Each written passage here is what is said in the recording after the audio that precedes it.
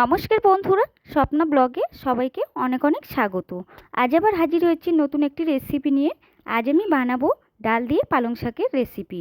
এই রেসিপিটি ভাত, রুটি, পরোটার সাথে খেতে দারুণ স্বাদের একটি রেসিপি। তো চলো দেখে নেওয়া যাক আমি রেসিপিটি কেমনভাবে বানিয়েছি।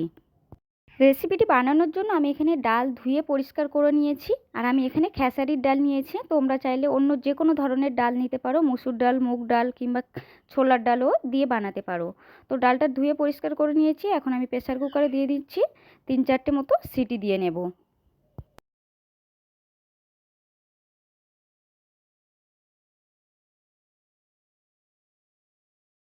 আর এদিকে আমি পালং শাকগুলোকে কেটে ধুয়ে পরিষ্কার করে নিয়েছি, একটা গামলার মধ্যে জলে রেখেছি। এখন আমি একটু হালকা করে সিদ্ধ করে নেব। আর একটা বড় সাইজের আলু একটু টুকরো টুকরো করে নিয়েছি। এখনকার পালং শাক যেহেতু, সেই জন্য একটু তিতো টাইপের হয়, এই জন্য একটু সিদ্ধ করে নেব। তো দেখো প্রেসার কুকারে আমার 3-4টে প্রায় সিটি পড়ে গেছে। এখন প্রেসার কুকারটাকে নামিয়ে ঠান্ডা করে নেব। আর এদিকে শাকটাও হালকা সিদ্ধ হয়ে গেছে। এখন আমি শাকটাকে নামিয়ে জল ঝরিয়ে নিচ্ছি।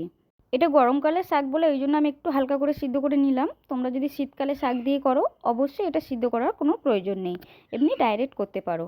তো আমি এখন জলটা ঝরিয়ে নিচ্ছি। তো দেখো 3-4টে সিটি দিয়েছিলাম, ডালটা কত সুন্দর সিদ্ধ হয়ে গেছে। আর এখন জলটাও অনেকটাই মরে গেছে। তো যেহেতু ডালটা রান্না করতে ফুটানোর জন্য জল লাগবে, তো বেশ কিছুটা আমি জল এখন এই মুহূর্তে দিয়ে দিচ্ছি।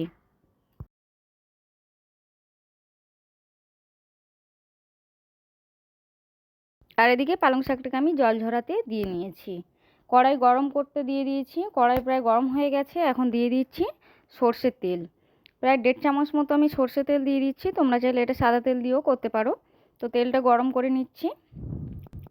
তেলটা গরম হয়ে গেছে। 2টো শুকনো লঙ্কা চিড়ে দিয়ে দিয়েছি, তেজপাতা দিয়ে দিলাম, আর দিয়ে দিচ্ছি সামান্য গোটা জিরে দিয়ে একটু বেশ কিছুক্ষণ নাড়াচাড়া করে নিচ্ছি।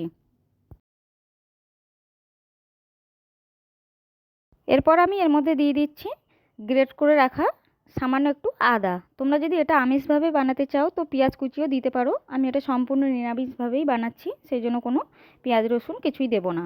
দিয়ে একটু নাড়াচাড়া করে নিচ্ছি। আদাটাকে একটু ভাজা ভাজা করে নিচ্ছি। তো আদাটা দেখো ভাজা ভাজা হয়ে গেছে, সুন্দর একটা গন্ধ বেরিয়ে গেছে। এখন আমি এর মধ্যে একটা বড় সাইজের টমেটো টুকরো করে নিয়েছি, দিয়ে একটু নাড়াচাড়া করে নিলাম। তো প্রায় 2 মিনিট মতো নাড়াচাড়া করে নিয়েছি। এখন এর মধ্যে দিয়ে দিচ্ছি পরিমাণ মতো হলুদ গুঁড়ো, আর দিয়ে দেবো সামান্য জিরের গুঁড়ো। এবারে এটাকে আমি কষিয়ে নেব। সামান্য একটু জল দিয়ে দেবো এর মধ্যে, দিয়ে কষিয়ে নিচ্ছি।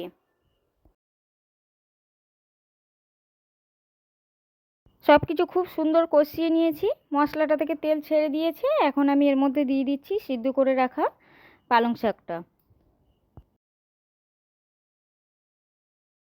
পালং শাকটা দিয়ে বেশ কিছুক্ষণ মশলার সাথে ভালো করে কষিয়ে নিচ্ছি। দিয়ে দেবো এর মধ্যে স্বাদ মতো লবণ। লবণটা একেবারের জন্যই দেব, যেহেতু ডালে লবণ দেয়া নেই, সেই জন্য একবারেই যতটা লাগে সেই পরিমাণেই দেব। দিয়ে ভালো করে নাড়াচাড়া করে নিচ্ছি।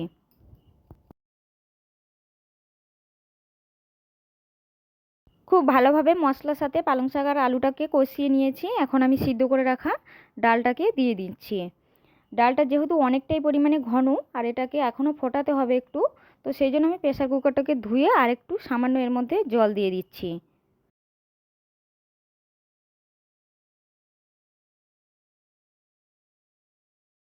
তো বেশ কিছুটা জল আমি এর মধ্যে দিয়ে দিয়েছি। এটা অনেকটাই পাতলা হয়েছে, এটা রান্নার পরে অনেকটাই ঘন হয়ে যাবে। তো এখন আমি এর মধ্যে 1 চামচ মতো চিনি দিয়ে দিলাম। চিনিটা অবশ্যই দিতে হবে, যেহেতু শাক রয়েছে আর এটা ডাল, সেই জন্য চিনিটা দিলে একটু টেস্টটা খুব সুন্দর আসে। তো সব কিছু নাড়াচাড়া করে আমি 5 মিনিট মতো রান্না করে নিচ্ছি। তো চলে এসছি আমি প্রায় 7-8 মিনিট মতো। 7-8 মিনিট আমি রান্না করে নিয়েছি। ডালটা আমার পুরো রেডি হয়ে গেছে, আর এটা ঠান্ডা হলে একদম ঘন হয়ে যাবে। তো নামাবো, নামানোর আগে আমি গোটা জিরে, ধনে আর শুকনো লঙ্কা একসাথে আমি ভেজে গুঁড়ো করে নিয়েছি, উপর থেকে 1 চামচ মতো ছড়িয়ে দেব। আর দিয়ে দেবো 1 চামচ মতো ঘি।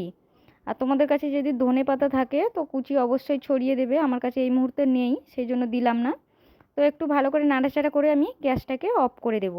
তো আজকে রেসিপিটা এই পর্যন্ত। রেসিপি ভালো লাগলে অবশ্যই সবাই লাইক কমেন্ট শেয়ার করতে ভুলো না। দেখা হবে পরবর্তী নতুন কোনো ভিডিওতে।